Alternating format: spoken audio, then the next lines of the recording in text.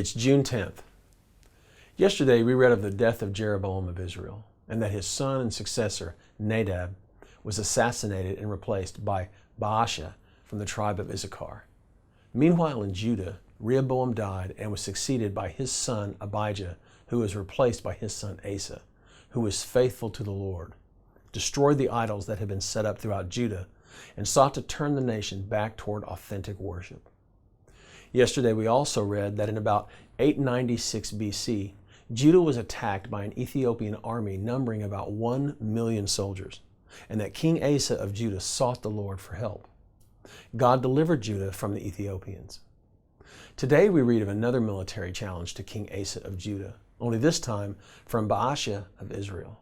It is a true civil war taking place between Judah and Israel. But this time, rather than seek God's help, Asa responds by seeking help from the king of Aram.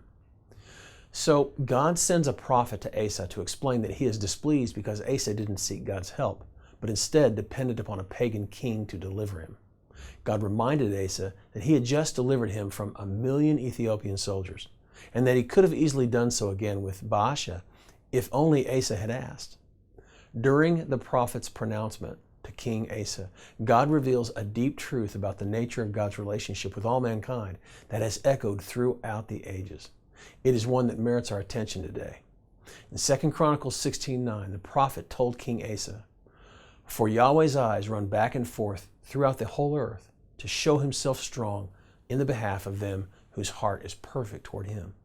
Compared to his predecessors, Asa was a good king. But there was so much more that God would have done for him if only Asa would have asked. Asa got the externals right. He obeyed the rules. He knew about God. He knew the worship procedures. But he didn't have the personal intimacy, the personal relationship with God that his ancestor David had. His heart wasn't fully devoted to the Lord. Later in his life, Asa repeated the same mistake when he became ill by consulting only his physicians and not calling upon the Lord for help. Asa's relationship with God was somewhat superficial. He tasted, but he didn't drink deep. And it was to his own detriment. His life could have been much more fuller, his impact much more profound, and his reign much more glorious if only he had reached out and depended upon God for all that God had for him. Here's today's application. Will you describe your relationship with God more akin to David's or to Asa's?